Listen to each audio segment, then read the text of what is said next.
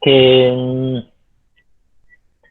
chequen el video que mandé de la inflación, que les mandé sobre la inflación, porque ahorita está muy interesante las dinámicas que se están llevando en el mercado, digamos, en la economía internacional. Um, en la semana les comparto estas ideas ahí sobre industria armamentista y una serie de cosas que se están viendo interesantes. Va a ser un cierre de año bueno y un inicio de año también interesante. Por la inflación, tasas de interés, tipo de cambio. Pinta interesante y creo que el siguiente semestre va a ser muy interesante en los mercados financieros. Vamos a ver ahí unas dinámicas que contemplar. Pero ahorita voy a, si les parece, para ir entendiendo esto que está pasando en el entorno, o seguir avanzando en la parte teórica de la economía internacional, que es lo que estamos viendo, ¿no? Pero sí recomiendo,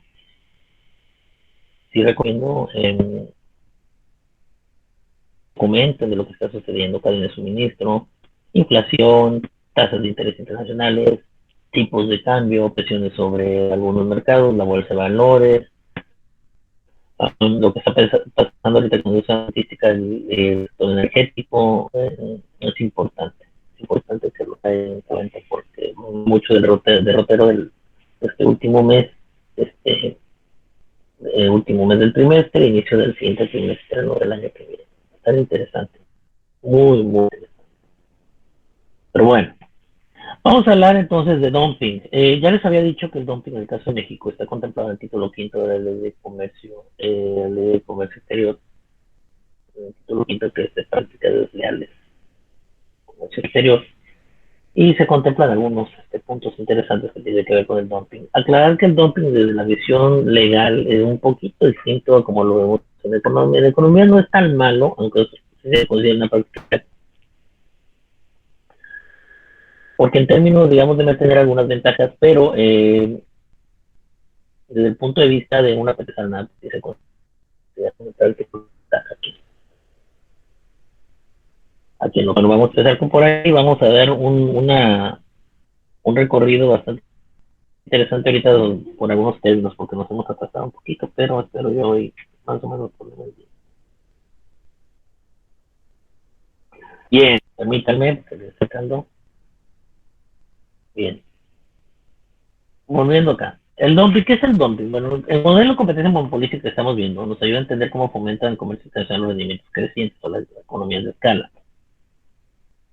También, dicho sea de paso, el modelo de competencia monopolística hace abstracción de muchos temas que pueden surgir cuando las empresas están en competencia imperfecta, porque recuerden ustedes que en realidad en el mundo en el cual habitamos, la competencia es o se caracteriza por ser imperfecta. Así que de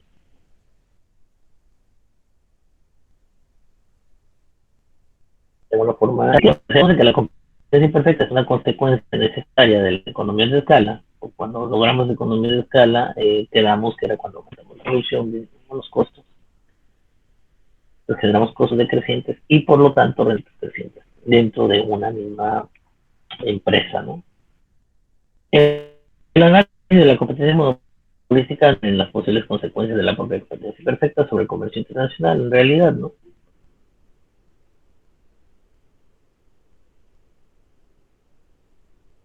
La competencia perfecta tiene el mismo precio para los bienes estados que para los que venden en los compradores nacionales. Y ese es el punto que nos lleva a la teoría del dumping como tal, que seguramente han escuchado a lo largo de su carrera, porque ahorita vamos a entrar a precios.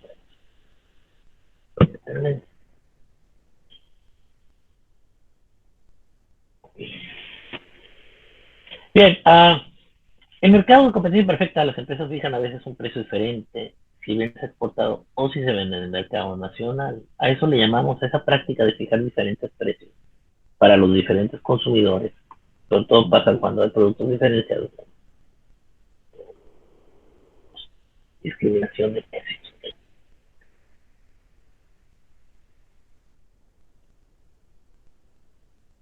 Permita. Permite.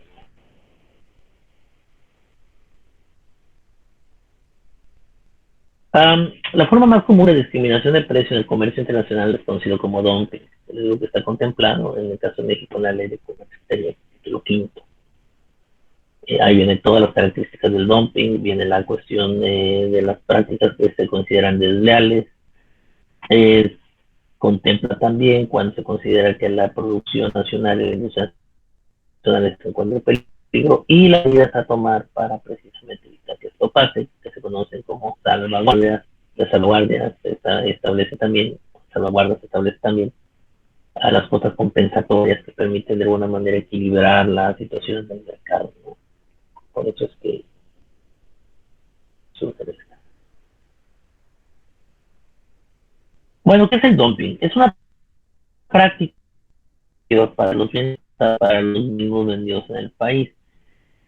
Desde ahí estamos entendiendo que la cosa está rara, porque yo como empresa le puedo poner un precio menor a un producto que estoy exportando que como lo ve el mercado local.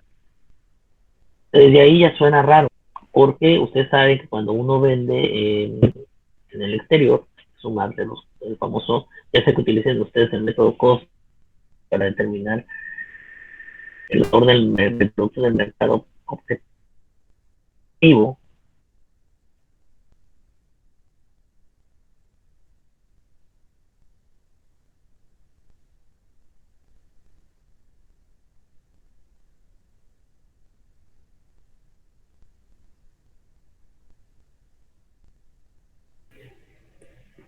Profe, no se escucha.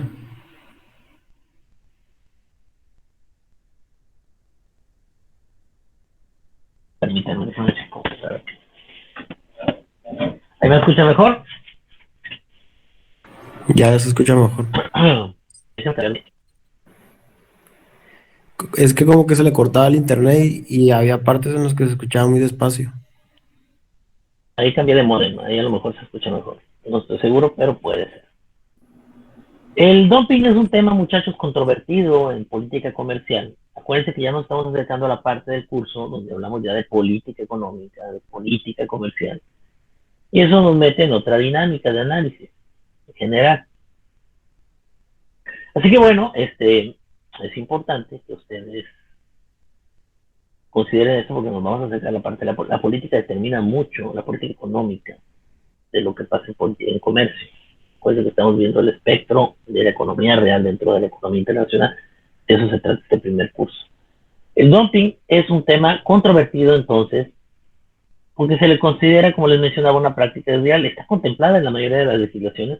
Hablo del caso de México con el título quinto en la Ley de Comercio Exterior, pero en realidad, déjenme decirles que lo que sucede ahí es que todas las legislaciones, ustedes lo saben, nosotros tenemos nuestra ley aduanera, tenemos nuestra ley de comercio exterior, son emanados de los acuerdos que primeramente se firmaron con el Acuerdo General de Aranceles, Aduaneros y Comercio, que después se convertiría a partir del 1 de enero del 95 en la Organización Mundial de Comercio. Así que en eso, digamos que todos los países estamos homologados en esos criterios. Así que así como nosotros tenemos estas leyes, a nivel internacional existen las mismas leyes con otros nombres, pero al final de cuentas la aplicación y la identificación de las prácticas desleales como el dumping es algo, digamos, que está ahí presente, pues es algo que todos los países analizan. Ahorita lo vamos a ver, por ejemplo, en el caso del dumping, es muy sonado en la guerra comercial que tiene Estados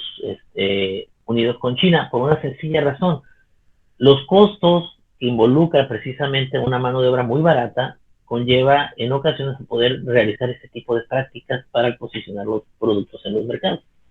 Así que, pues no es ajeno de esto. Bien, y bueno, como les digo, está sujeta a reglas especiales y a penalizaciones. En el caso de México se le llama cuota compensatoria o establecer una cuota antidumping o una cantidad antidumping para poder compensar. Uh, Así que bueno, eso es parte fundamental de eso, ¿no? El dumping se produce solo si se dan dos condiciones, fíjense bien. Primero, la industria debe ser de competencia imperfecta, por lo que las empresas fijan sus precios y no aceptan el precio del mercado como dado.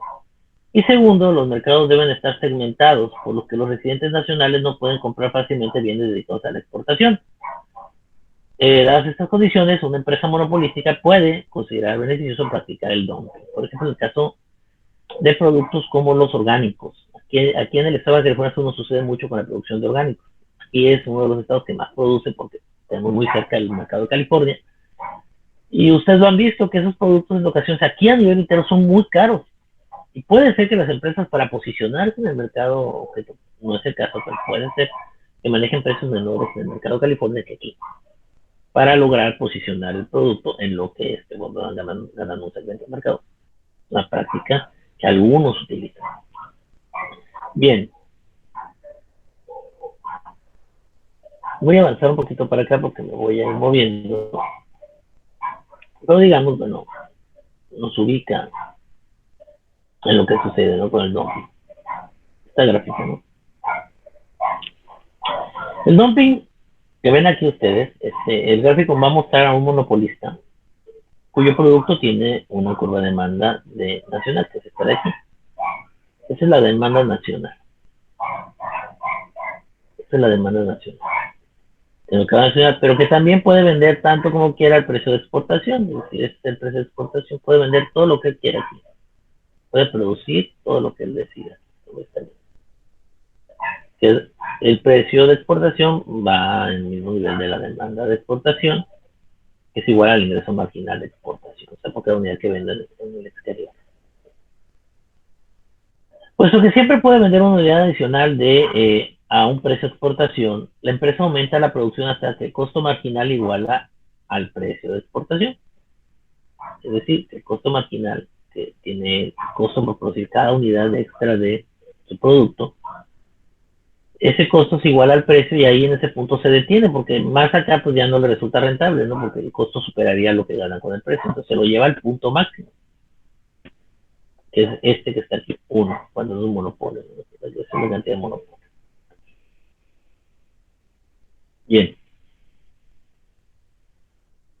Esta producción maximizadora del beneficio es Q-monopolio, que está aquí, cantidad del monopolio. Puesto que Q-monopolio, el costo marginal de la empresa es exactamente el precio de exportación, el costo y el precio son iguales. Esta producción maximizadora del beneficio es un punto en el que el ingreso marginal iguala al precio. El ingreso marginal iguala al precio. Ese punto. Por lo tanto, en ese punto puedo vender. Arriba, más adelante para acá, pues ya estaría por debajo del costo marginal y ya no me des negocio. Este nivel de maximización de beneficio de las ventas nacionales, vende productos del mercado nacional, y también tenemos que, en este caso, vende productos en el mercado nacional hasta que el punto que el ingreso marginal iguala al precio de exportación. Está aquí. Esto lo vende en el mercado nacional. ¿Por qué? Porque aquí puede vender en el mercado nacional y ya, digamos, esto iguala al precio de exportación y cubre la demanda nacional. Y bueno, el resto de la producción es exportada, es decir, de aquí a acá es lo que vendo de forma nacional a este precio que es más elevado, y el resto lo vendo en exportación. Si se fijan, esto puede ayudar a la empresa a expandir sus beneficios. Generalmente el dumping, como concepto, es visto como una práctica de la del comercio. No hay una buena justificación económica para ver al dumping como particularmente perjudicial, pero la ley tanto de Estados Unidos como en México, como en el resto de los países, prohíbe a las empresas extranjeras practicar dumping en ese mercado, imponiendo automáticamente aranceles para cuando dicho dumping es descubierto. ¿Por qué? Porque se considera desleal que yo vaya a vender a otro país a un precio menor, inclusive a veces el precio es tan menor que los productos nacionales, y eso hace que la gente se decante precisamente por el consumo de esos productos de importación. Y bueno, eso lo podemos ver nosotros, ¿no? Cuando sucede.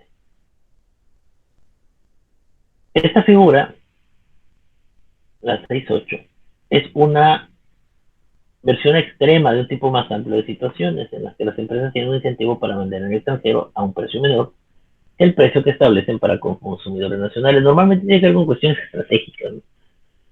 En México, no sé si les dio clase Aramis Gardea, muchachos, ¿sí les dio clase o no? O Luis Carlos, ¿quién les dio clase de ellos? La cuestión aduanera, arancelaria. El profesor Amis. Aramis. Aramis seguramente les habló de las cuotas y salvaguardas que se le aplican a los productos chinos. No sé si recuerdan. Se les decía que pagaban algunos arriba de 200% del valor o 300% del valor. ¿Sí recuerdan eso? Sí, la verdad no, profe. Pero Bueno, sí, normalmente, hemos hablado de todo. este, sí, definitivamente, lo que sucede es eso, que llegan los productos tan baratos al mercado, que yo como industria nacional puedo demandar, y está contemplado en la ley, que se haga un estudio para precisamente demostrar que me están haciendo dumping, que es una práctica desleal, y si la compruebo, se sanciona al país con una cuota compensatoria. Ahorita vamos a ver precisamente cómo está eso de los derechos o de, digamos, de la aplicación de estas salvaguardas antidumping. Y van a ver ustedes que también por un lado pueden ser injustas, porque es difícil de comprobar un dumping. En realidad sí es complicado. Pero bueno, vamos al punto del dumping recíproco, ¿no? ¿Por qué? Porque si estamos hablando que un país puede aplicar dumping, la respuesta o la pregunta lógica sería, oiga, profe, ¿y el otro país también lo puede hacer? Sí, el otro país también lo puede hacer. Por lo tanto, cuando analizamos esta cuestión del dumping, sugerimos que la discriminación de precios puede realmente dar lugar al comercio internacional, sí puede. Porque supongan que hay dos monopolios, es un ejemplo nada más, hay dos monopolios en nuestro país y en el extranjero y que cada uno fabrica el mismo bien. Es un supuesto muy extremo, pero es para acomodarnos idea de cómo puede ser esto posible. Para simplificar el análisis, supongamos que estas dos empresas tienen el mismo costo marginal, eso también es un supuesto fuerte.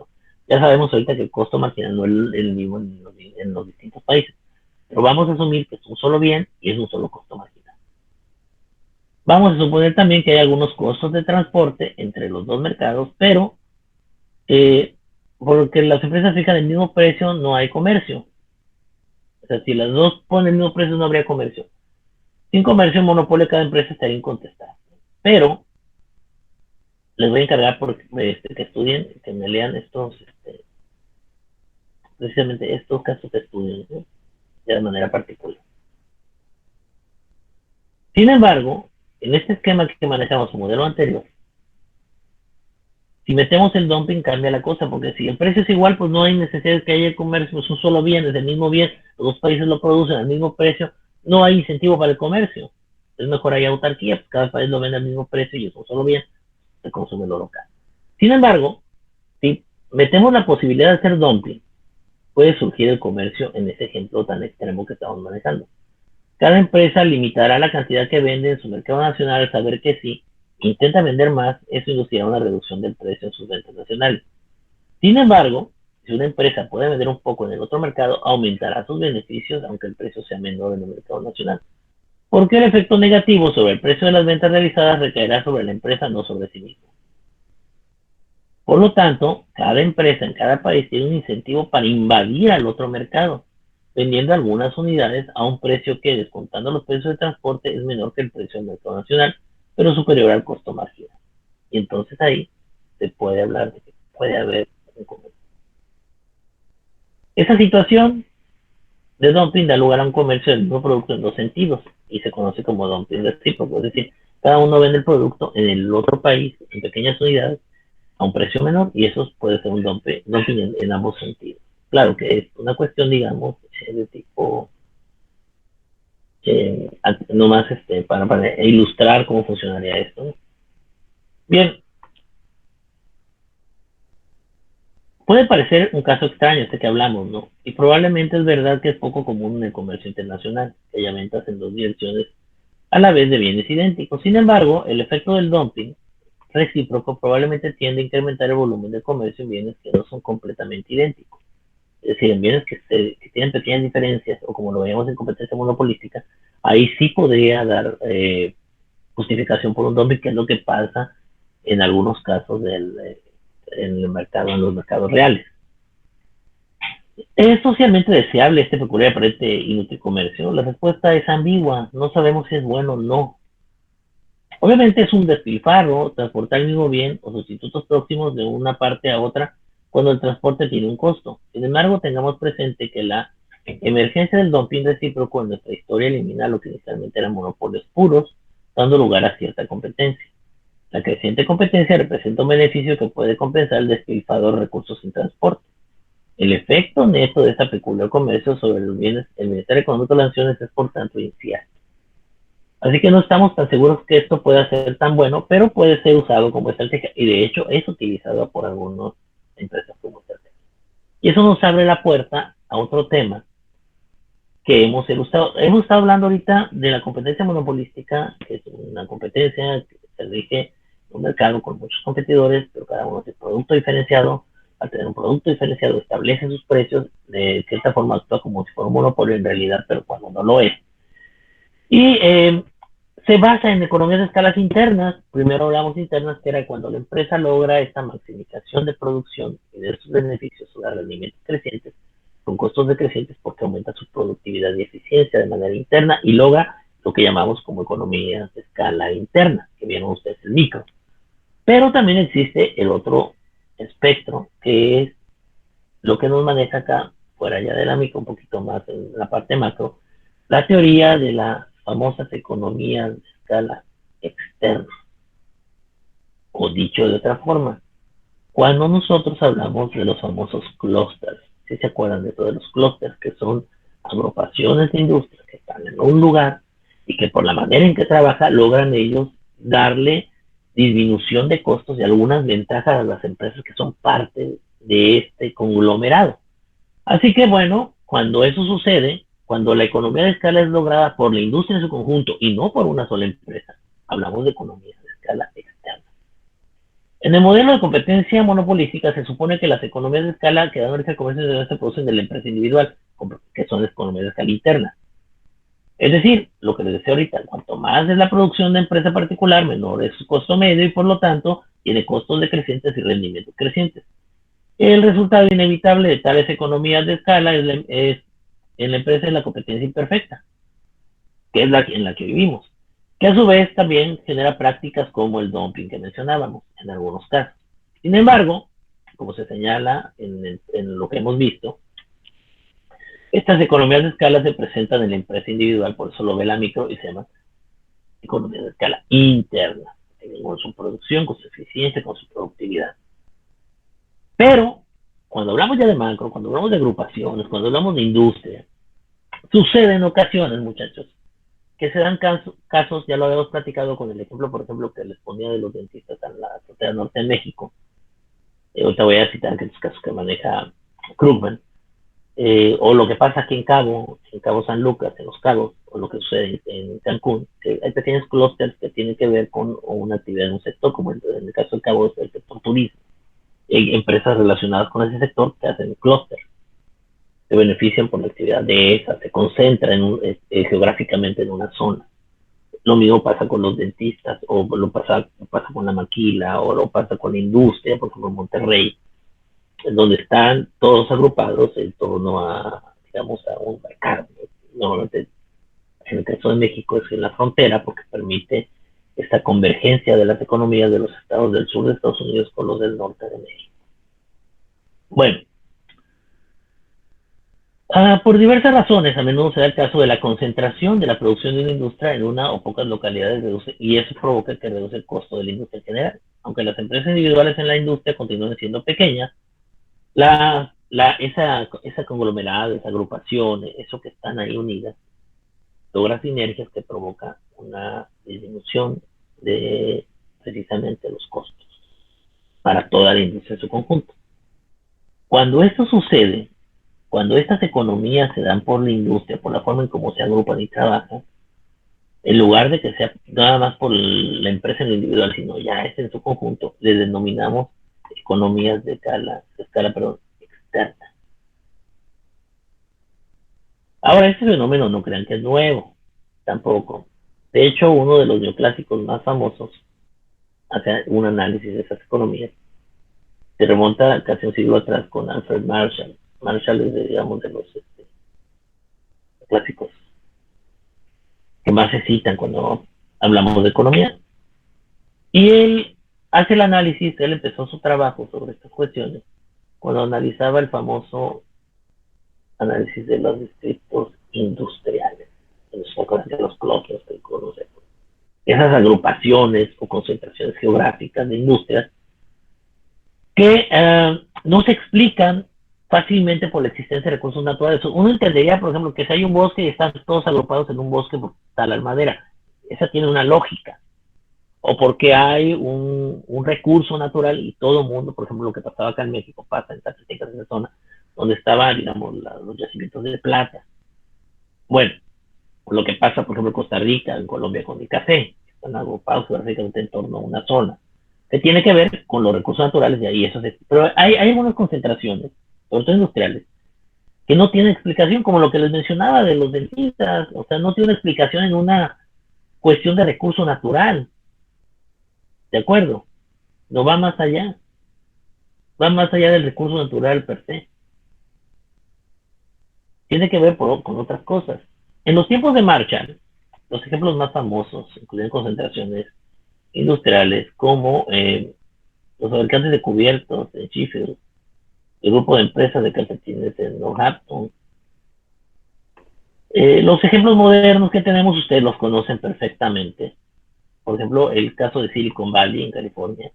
Ustedes han oído de ellos, ahí están concentrados las industrias de semiconductores y conductores y todos los desarrollos tecnológicos ahí están. De hecho, están sufriendo mucho ahorita precisamente por cuestión de las cadenas de suministro.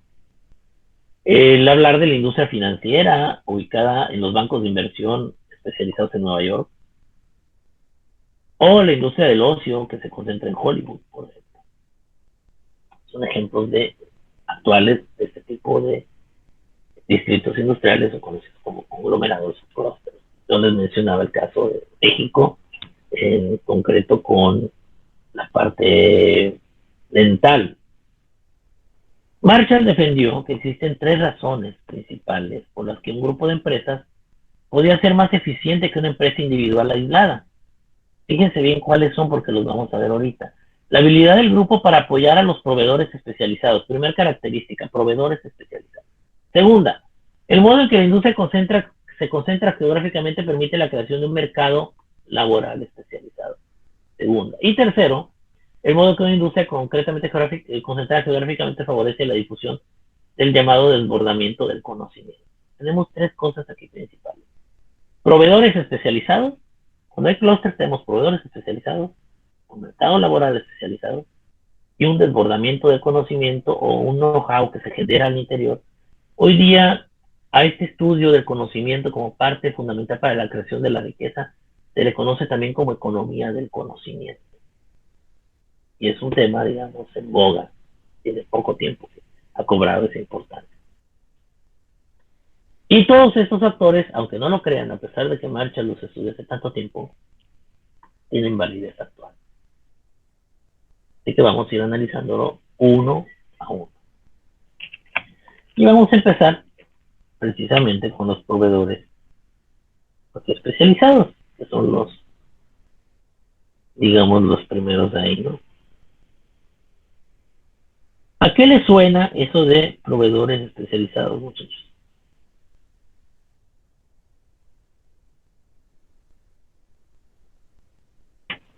¿Alguna voz antes de empezar a hablar?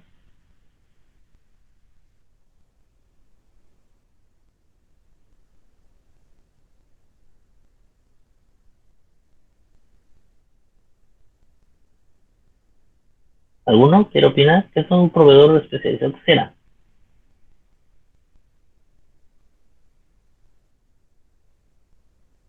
Es uno que solamente se enfoca en pues un insumo o algo así. Así es, Orlando, ¿verdad? Sí. Si es que no veo los nombres, pero supongo que era Orlando. Bien. Sí, Orlando, mira, si estamos concentrados, la industria concentrada, lo que se genera ahí es, obviamente no es solo la empresa que brinda el servicio, sino la empresa que surte de insumos y materias primas para que ese servicio o esa mercancía se produzca en esa zona. Por lo tanto, los proveedores, los que están alrededor, por eso es un clúster que se forma, porque no es solo la empresa que brinda el servicio base o principal, sino alrededor de ellos se genera también aquellos que les proveen. Cito un caso, el de los servicios dentales clásicos aquí en México. Tengo un amigo que él hace muchos años se fue a Nogales y él oscila entre Nogales, Sonora y Nogales, Arizona. Se dedica él a eso, es proveedor especializado. Su cuñado era dentista y él empezó por ahí, se formó este pequeño clúster. Hay que entender por qué pasa esto de los clústeres. El servicio dental en Estados Unidos es muy caro. Y los americanos se dieron cuenta que acá en México es considerablemente más barato y además la mano de obra, o por decirlo así, la calidad del servicio de los dentistas mexicanos es igual o superior a la americana. Entonces decían ellos, bueno, sale mucho más barato, igual las aseguradoras, no hay problema, háganlo de aquel lado. Entonces, se formó esos clústeres en la frontera porque ellos pasaban a darse servicio dental.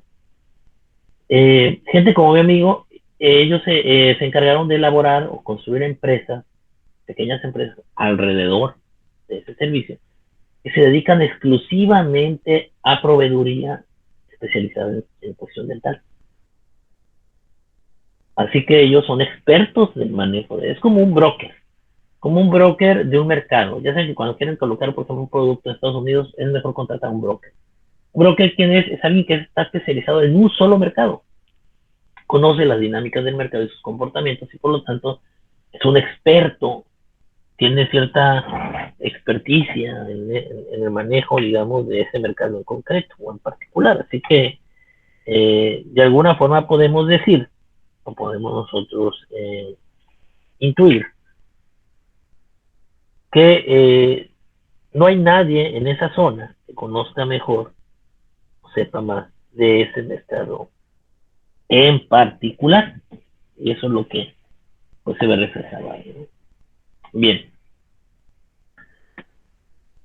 Eso viene siendo un proveedor especializado. Los clústeres fomentan precisamente la generación de ese tipo de negocios, muchachos. Y eso es bueno. Eso es bueno porque hace que la economía en esa zona, digamos, genere una derrama económica considerable.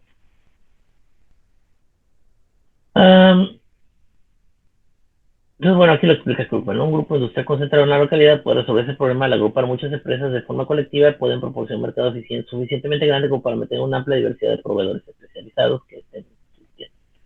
Dicho sea de paso, tengo que decir que les va muy bien, porque tienen el mercado cautivo. El proveedor especializado está, entonces, solucionan los problemas. El que brinda el servicio ya tiene quien le provee y el otro ya tiene su mercado. Entonces, está perfecto.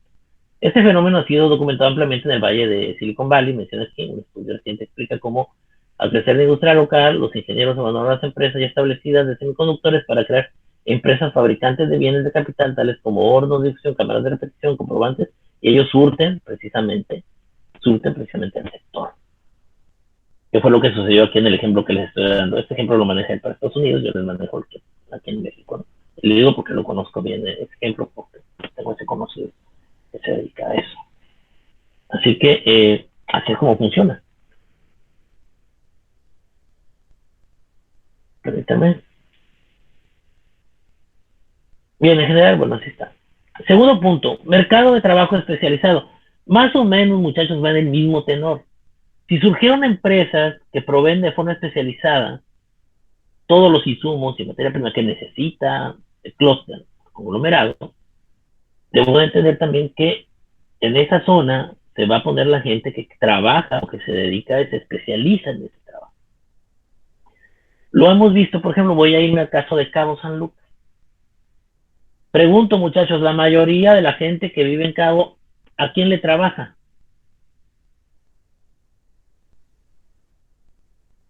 ¿A los extranjeros? ¿Pero en qué? ¿Qué tipo de servicios prestan? Turísticos. Turistas. Rebeca, ¿verdad? Sí, profe. Oye, Rebeca, y si, por ejemplo, usted trabajara para un hotel y la despidieran, ¿dónde conseguiría trabajo inmediatamente después? Si viviera usted ahí en Cabo, ¿En otro hotel? en otro hotel. ¿Por qué cree usted que tendría que ser así y no en otra cosa? Porque ya tengo los conocimientos del trabajo anterior. Exacto. Ya sé que usted trabaje para otro hotel o trabaje para una de estas empresas que proveen servicios a los hoteles. Entonces genera un mercado de trabajo especializado en torno al clúster o el conglomerado. Lo mismo pasa acá en la situación de la frontera, les digo, con el servicio dental. hay una serie ahí de escuelas, inclusive se genera un fenómeno muy interesante porque también se forman pequeñas escuelas que capacitan y generan, en el caso de lo que hablo de la frontera, de gente que trabaje, por ejemplo, como enfermeros dentales, o sea, especializados. Eso es lo que sucede, entonces, así se cumple y eso pasa. Les digo, aquí tenemos el ejemplo de Cabo, un ejemplo bastante gráfico y ustedes seguramente alguno de ustedes tiene, o si son de allá de Cabo, saben que esto es así, porque por eso es el municipio, aunque no es el municipio donde está la capital del estado, este municipio que más ha crecido el de Cabo, precisamente por la cuestión de industria turística. Bueno, o sea, o al revés de la pandemia, de ahí fuera hemos estado trabajando. Bueno, ahí pueden leerlo y explica exactamente lo que les estoy diciendo. El efecto del desbordamiento del conocimiento. ¿Qué será eso?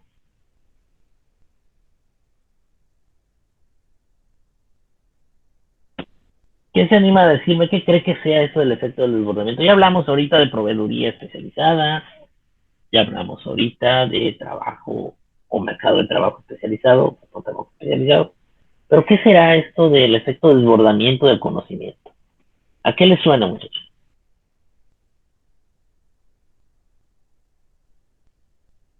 ¿Alguien? Que diga yo, profe, yo quiero opinar al respecto. O sea, montones. Profe, no es como el know-how en los negocios. Por ¿Y ahí cómo ejemplo, aplicaría? ¿Por qué habla de este desbordamiento?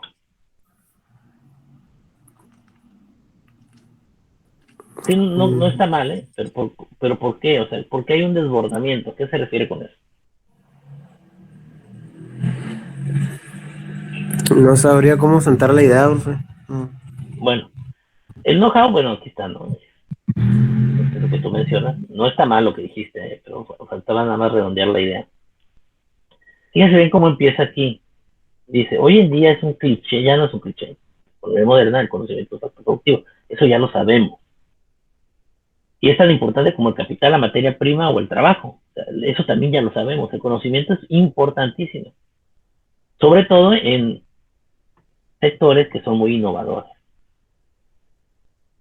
En la que retrasar unos meses en la aplicación de últimas técnicas de producción de los últimos diseños de productos puede presentar una desventaja fundamental. Entonces, el conocimiento se convierte en un arma. Pero la pregunta que hay que hacernos entonces es, ¿de dónde procede el conocimiento especializado crucial para tener éxito en industrias innovadoras? Esa es la pregunta. ¿De dónde? No es en la escuela nada más. En la escuela aprenden ustedes los mecanismos básicos, pero en realidad este tipo de conocimiento, este tipo de know-how, no se aprende en la escuela, muchachos. Se aprende en la praxis. Y si se fijan, va ligado a lo que mencionaba Rebeca. Porque tengo experiencia, porque estoy ahí, porque estoy a la vanguardia. ¿De acuerdo? Las empresas adquieren tecnología, investigan y desarrollan nuevas técnicas, eso genera un know-how, saber hacer las cosas. Y de alguna forma eso permite que al interior de los propios clústeres haya una difusión informal del conocimiento que tiene lugar. O sea, sin querer se transmite de cómo hacerlo. Por ejemplo, vuelvo al caso de Rebeca. Si Rebeca se mueve de un lugar a otro, se lleva con ella el know-how. Había un estudio de maestría, una tesis de maestría que estaba haciendo un estudiante mío, nomás que la verdad lo paramos porque él lo despidieron del hotel donde él estaba y terminó montando una serie de restaurantes sushi en Cabo. Entonces se concentró en eso y dejamos el otro. El otro tema está muy interesante porque él hablaba precisamente, él quería calcular el costo de esta pérdida de cuando despides a la gente y lo despidieron, porque ver, o sea, le pasó lo que iba a estudiar. Él quería saber, o sea, él quería para la empresa en la que estaba cómo retener el conocimiento, porque cuando se va el trabajador se lleva el conocimiento y hay que invertir en cierto trabajador para que aprenda. Y decía él, ¿cómo puedo yo hacer para que ese conocimiento no se vaya con el trabajador, sino se quede y facilite el trabajo para el que llega? Bastante interesante el concepto. Bueno, se refiere a este punto. ¿De acuerdo? Entonces, bueno, Marshall no estaba muy equivocado en lo que Bueno, vamos a hablar ahora de las economías externas y los rendimientos crecientes. Una industria concentrada geográficamente a los clústeres puede mantener proveedores especializados, ofrecer un mercado laboral conjunto y aprovechar el efecto de desbordamiento de conocimiento a través de unas vías en las que no se puede una industria geográficamente dispersa. Eso ya nos dimos cuenta. Las industrias que están por todos lados es más complicado que pueda pasar esto. Aquí tiene que ver con la concentración, por eso se llaman clústeres, ¿no? Están todos juntos. Ah, pero la verdad es que un país no puede disponer de esta concentración de empresas solo cuando tiene industrias grandes. Por lo tanto, la teoría de las economías de escala externa indica que cuando estas economías son importantes, un país que disponga de una gran industria será, haciendo todo lo demás igual, o como decimos en economía, ceteris paribus, más eficiente en esta industria que un país con una industria pequeña. Es decir, entre más grande sea la industria, pues eres más eficiente. Eso está comprobado, eso está visto. Por ejemplo, en el caso del sector turismo, que es el ejemplo más a la mano que tenemos, bueno, lo vemos nosotros aquí también. En internacional llevamos ventaja en una industria grande, a diferencia en otros lugares. Entonces, podemos resumir que las economías externas pueden dar lugar a rendimientos crecientes a escala en la industria nacional, cuando las industrias son lo suficientemente grandes. Y se genera entonces una economía de escala grande o general en la industria, de la misma forma como pasa con las empresas. Y eso, bueno, lo vemos nosotros ahí descrito, ¿no? Si ignoramos las posibles imperfecciones de la competencia, esto significa que la industria tendrá una curva de oferta completamente negativa hacia adelante. Cuando mayor sea la producción de la industria, menor será el precio al cual las empresas están dispuestas a vender su producto. Eso genera economía. Ahora vamos a ver qué pasa con las economías de escala externas y el comercio internacional. ¿Qué pasa cuando hablamos ya de comercio internacional? Y bueno, las economías externas, como lo mencionábamos ahorita, juegan un papel importante o trascendental en el comercio. Y la verdad es que sus efectos son distintos dependiendo cómo lo analicemos o en qué lo analicemos. Eh, lo que a veces pasa con las economías de escala externas es que nos pueden llevar como nación a quedar encerrados en una especialización, en un patrón de especialización que a lo mejor no deseamos y no queríamos. E inclusive en ocasiones puede llevarnos a que el comercio, en lugar de darnos bienestar, como hemos estado hablando aquí, nos genere pérdidas. Eso también puede suceder. Vamos a analizar estos dos puntos. Primero con el patrón de comercio. Cuando es una economía de escala externa, o sea, por industria, un país que realiza una gran producción en alguna industria tenderá, siendo todo lo demás igual, ceteris paribus, a tener bajos costos de producción en ese bien en concreto. Y por lo tanto, esto da lugar a un círculo virtuoso, obvio. Y es que un país que puede producir un bien más barato también tenderá a producir mucha cantidad de dicho bien, y eso incrementa sus rendimientos y sus ventas, sus ingresos. Fuertes economías externas tienden a confirmar la existencia de patrones de comercio intraindustrial, cualesquiera que sean sus causas originarias. Países que por cualquier razón comienzan como grandes productores en cierta industria tienden a continuar siendo grandes productores. Y será así aunque algún otro país pueda potencialmente producir los bienes más baratos. Aún así siguen siendo. Se genera digamos, esa posición. Y el ejemplo lo vamos a ver en este gráfico para que se den cuenta ustedes a qué nos referimos. Entonces, por aquí hay dos, por lo que voy a hablar primero de. ¿A qué nos referimos con eso? Economía de externa y especialización. Fíjense ustedes, vamos a estar combinando ya los términos que hemos usado a lo largo del semestre. Acuérdense que la especialización la manejaba Smith, la toman por ahí Ricardo, la toma también Schiaparelli, todas las economías teorías que hemos visto que son heteródoxas también la retoman. Los países tienden a especializarse, ya sea por ventaja comparativa, ya vimos sobre nosotros, la ventaja comparativa tiene que ver con los recursos, con los factores, pero también puede ser por una cuestión, como vemos, esta geográfica o de ubicación o por otras razones que no sean recursos naturales. La curva del costo medio, o sea, de producción de Tailandia, se sitúa debajo de la curva del costo medio de Suiza. Si se fijan, a Suiza, aquí, permítanme, Este es Suiza, es Tailandia. Y vemos nosotros la demanda, ¿no? Es lo que viene siendo el reloj. Ese es el precio y el costo. Aquí estamos, vamos a relacionar el precio y el costo. Para arriba, mayor precio o mayor costo, producción. Y de este lado, cantidad producida o demanda de reloj. ¿Cuánto se va a producir? ¿Cuánto se va a demandar de hechos? Así Tailandia podría potencialmente abastecer el mercado mundial a un precio más barato que Suiza, si se fijan ustedes aquí. A esta cantidad, lo que sucede aquí es lo siguiente. Con el costo medio de Suiza, Suiza produce aquí. Pero si se fijan, este precio es elevado. Pero Tailandia produce acá. Su precio es mucho menor. La pregunta es, ¿por qué Suiza sigue vendiendo relojes si Tailandia puede vender más barato?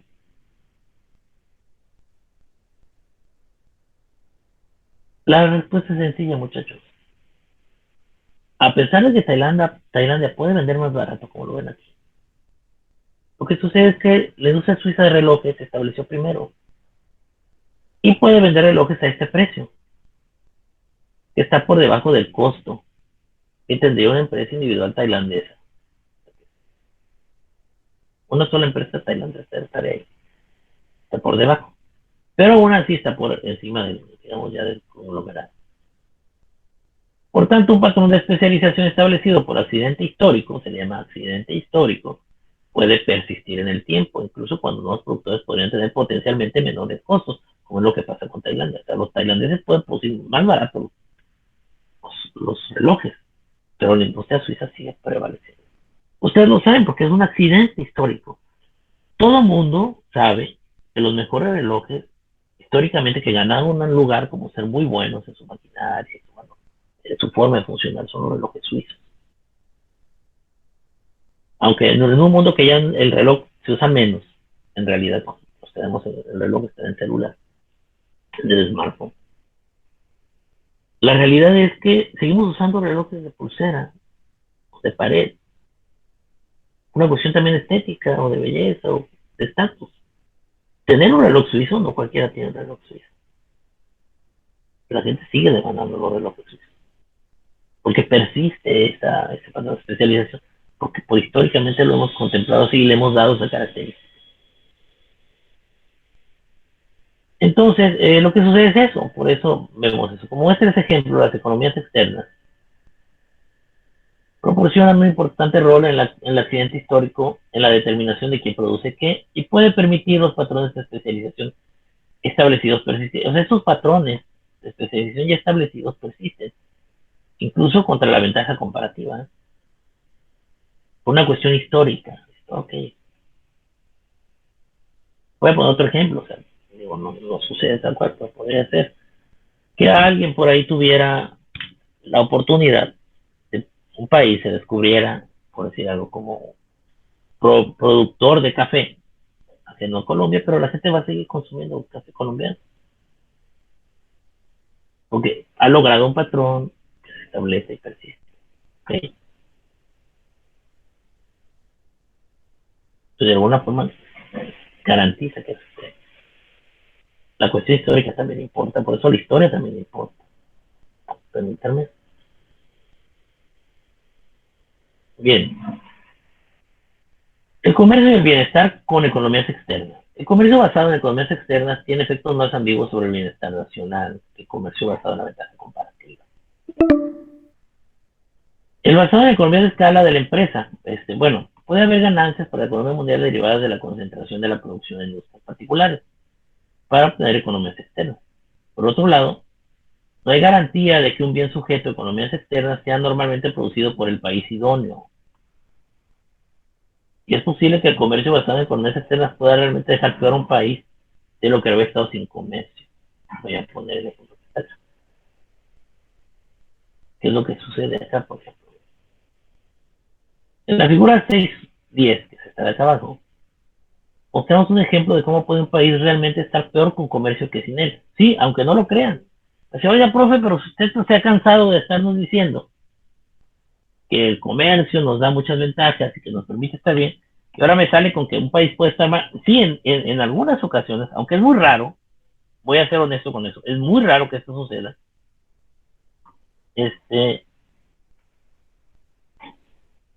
Permítanme.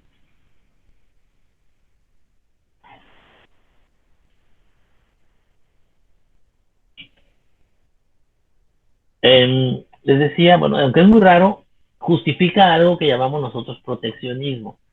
Es importante que lo contemplen y lo tengan ahí. Bien, en el ejemplo que estamos viendo, imaginemos que Tailandia y Suiza podrían fabricar relojes, ambos, como el ejemplo anterior. Tailandia puede fabricar los más baratos, pero Suiza llega primero a la demanda mundial de relojes, y dado que Suiza los produce todos, el equilibrio está en el punto 1.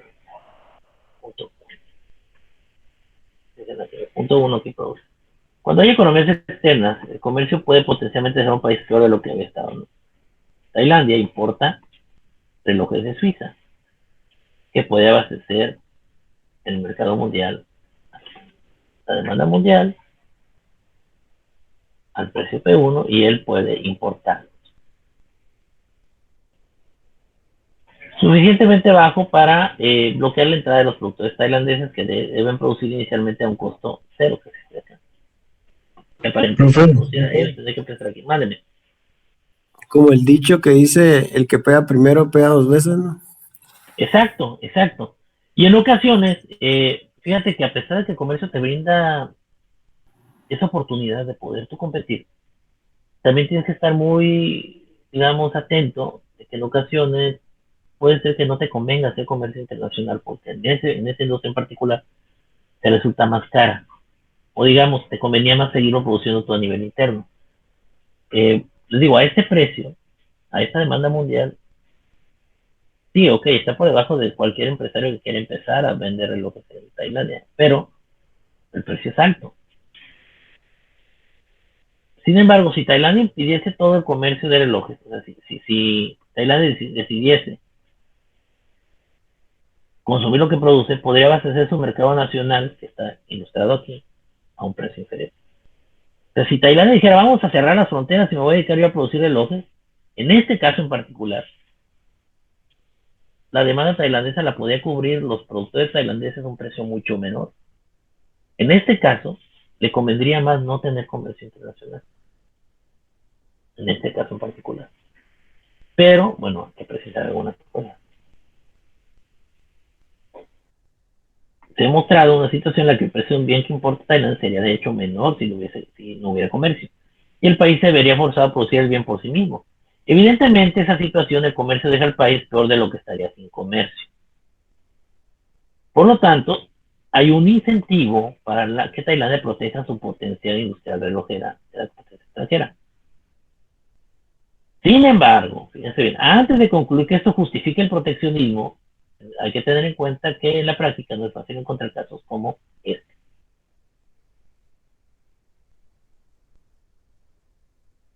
Y por lo tanto, lo que sí es importante aquí es que este tipo de cosas, aunque son ejemplos académicos, ejemplos, digamos, solo que están en los libros, justifica ciertas políticas gubernamentales activistas del comercio exterior. Es decir, fíjense bien. Eso justifica algo que vamos a ver acá, que se llama el argumento de la industria naciente. Ahorita lo vamos a ver. ¿Qué es lo que sucede entonces con estas dinámicas? Es importante destacar que aunque las economías externas pueden generar a veces patrones de especialización y comercio desfavorables, sigue siendo beneficioso para la economía mundial el aprovechamiento de los beneficios de la concentración industrial. Hasta el día de hoy son más los beneficios que los perjuicios. Hagan de cuenta que lo que les estoy diciendo ahorita es la justificación que están usando con las vacunas. ¿Qué nos han dicho con las vacunas? ¿Es una vacuna? Pues en realidad en términos prácticos no funciona con una vacuna porque no te evita que te enfermes. Dicen que evitas que te mueras. No evita que contagie, pero dice que evita que el contagio sea mayor. Entonces, aunque no tenemos todas las pruebas de que sea lo mejor, parece que es lo mejor. Y las posibilidades de que sea malo, pues sí hay una posibilidad de que sea malo, pero es mínima. ¿De acuerdo? Es lo mismo acá. El comercio exterior puede no ser tan beneficioso como aparenta ser, pero digamos es mucho más beneficioso que perjudicial. Por lo tanto, ante esa encrucijada, estamos viendo que las bondades que trae consigo son mayores que los perjuicios, igual que la vacuna. Por eso vacunamos a la gente. Consideramos que el perjuicio es menor, hasta cierto punto. Bueno, por ejemplo, Canadá estaría mejor si el Silicon Valley se encontrara cerca de Toronto en lugar de San Francisco. O Alemania sería mejor si la City, el Instituto Financiero de Londres, que junto con Wall Street dominan el sistema o el mercado financiero mundial, pudiera establecerse en Frankfurt. Sin embargo, el mundo en su conjunto es más eficiente y por lo tanto más rico si el comercio internacional permite que los países se especialicen en distintas industrias y por tanto se beneficien de las economías externas como de la ventaja comparativa de ambas, de economías externas y de la ventaja comparativa. Y ahí ya estamos cerrando el cuadro. No todo el comercio lo explican las ventajas comparativas, hay una parte que lo explican las economías externas. Y ahí está como quedando más claro el panorama. Ok, entonces ya entiendo cómo funciona el comercio. En ocasiones las ventajas comparativas permiten estos patrones de especialización y en ocasiones las economías de escala externa permiten patrones de especialización. Y eso nos lleva a generar economías de escala dinámicas. Y algunas de las más importantes economías externas surgían probablemente por la acumulación de conocimiento. Todo tiene que ver con el conocimiento. Por eso les digo que ahorita está en boga esta corriente de economía que es la economía del conocimiento. Cuando una empresa individual mejora sus productos o técnicas de producción a través de la experiencia, es probable que otras empresas la imiten y se beneficien de sus conocimientos. Esta difusión, o efecto de desbordamiento de conocimiento, da origen a una situación en la que los costos de producción de las empresas individuales caen a medida que el conjunto de individuos se acumula experiencia. Por cierto, antes de que veo que ya nos queda poco tiempo, pero voy a regresar, dan 3 minutos. En esta ocasión les voy a pedir de favor que aguantemos un poquito para poder yo terminar con unos conceptos. Entonces, nos va a sacar y regresamos. Miren, vamos a hacer algo, lo voy a terminar ahorita y les mando el link otra vez.